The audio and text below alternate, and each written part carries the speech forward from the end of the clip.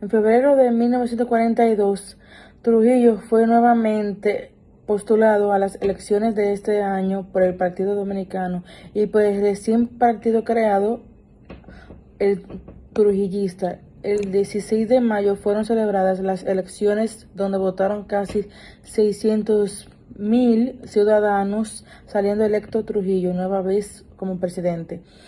En 1944, al cumplirse los 100 años de la fundación de la Nación Dominicana, Trujillo celebró un evento llamado las Fiestas del Centenario. El 4 de agosto de 1946, un fuerte terremoto azotó la región noroeste del país. Este terremoto produjo un maremoto de 16 pies 5 metros de altitud en la costa de la bahía escocesa, que causó la muerte de casi 2.000 personas.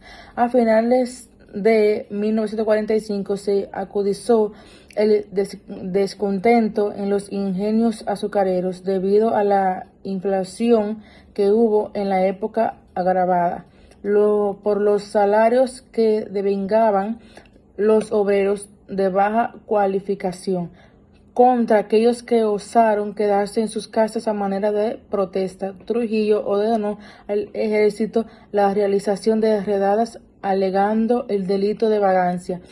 Los capturados fueron encarcelados y obligados a trabajar. Estas redadas abarcaron también a los que no poseían los documentos reglamentarios exigidos por el régimen, conocidos popularmente como los Tres Golpes. En enero de 1946, la Federación Local del Trabajo, un grupo de manifestantes obreros fundado por el líder sindical Mauricio Báez, hizo una huelga que duró más de una semana, aunque la dictadura terminó cediendo a las peticiones de los demandantes. Posteriormente, algunos de sus dirigentes y participantes fueron perseguidos y asesinados, mientras que otros se vieron obligados a tomar el camino del exilio. Tiempo después, Trujillo desintegró todos los sindicatos del país, obligándolos a pertenecer a una federación afín a él. En 1950, Mauricio Báez fue secuestrado en Cuba, donde estaba exiliado, y nunca más se supo su paradero. En mayo de 1947 se celebraron nuevas elecciones matizadas, esta vez con fuertes críticas internacionales sobre el carácter dictatorial del gobierno, lo que obligó a Trujillo a montar una ficción democrática. En dichas elecciones participaron 3 partidos políticos: el Partido Nacional Laborista, el Partido Nacional Democrático y el Partido Dominicano, quienes llevaban de candidato a Rafael A. Espaillá, Francisco Prats Ramírez y Rafael Trujillo.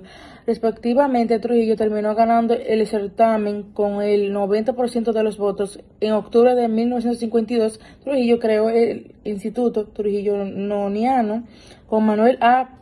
Peña Patli como su presidente. La institución tenía como misión la difusión de la obra de gobierno de Trujillo.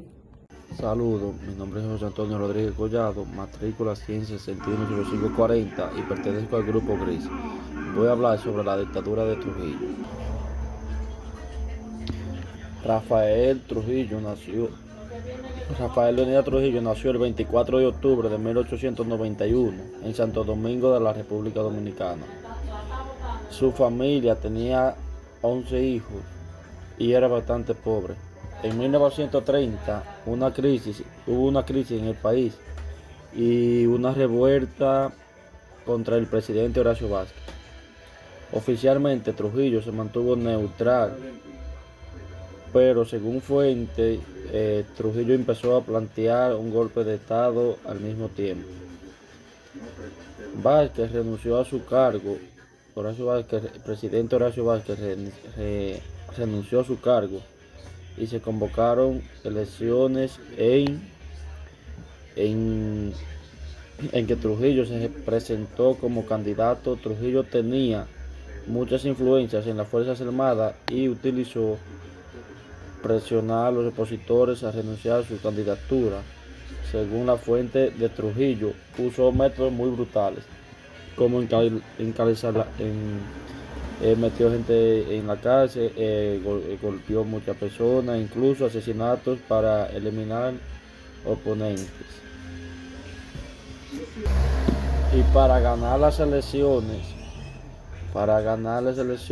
en realidad ganó porque se quedó como único candidato. La presidencia de 1930 y 1938, 1942, la ocultó de la personalidad y del masacre de los haitianos. Al llegar al cargo del presidente Rafael Trujillo, empezó su política represiva con la prohibición de otros partidos políticos y en sembrando el terror a través de los militares para atemorizar a sus opositores cada uno. Cada uno de los ciudadanos mayores de edad eran obligados a permanecer en los partidos políticos si querían desarrollar una vida normal y encontrar trabajo. Si no, lo mandaban a matar o le daban golpe. En el principio de su presidencia hubo un huracán que destruyó la capital de Santo Domingo. El país estaba en mala condición, lo cual él prometió que iba a arreglarla. Con la esperanza de esa figura que de presidente anticomunista disfrutó la aprobación del pueblo y empezó a construir empezó a construir un culto a la personalidad.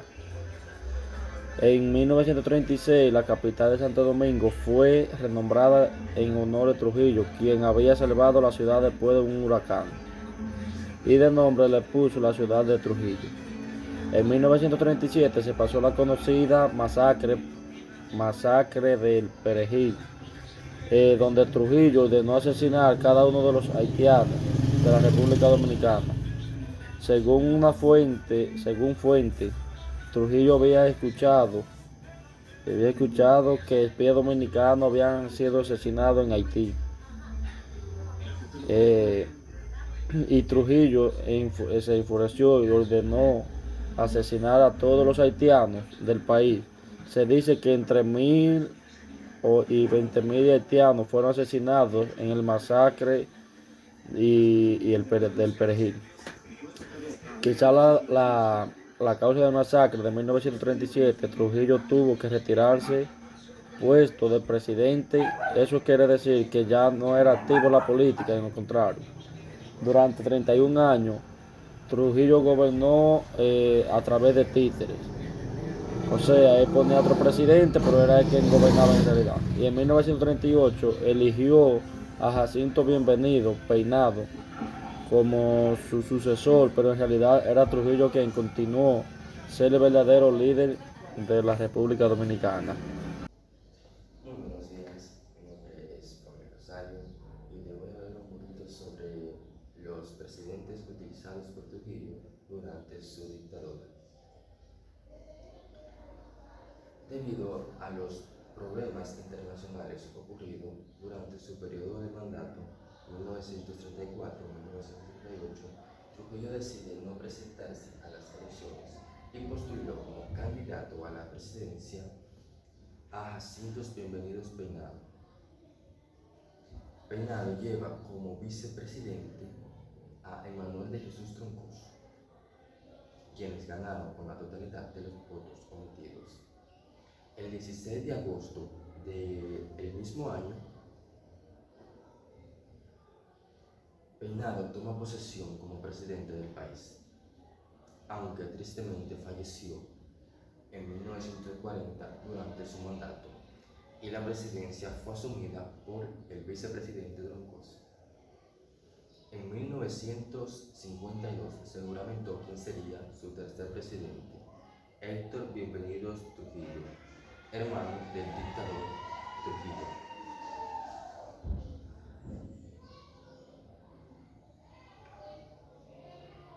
Mientras que el dictador ostentaba el puesto de embajador dominicano y realizaba algunos viajes por América y Europa.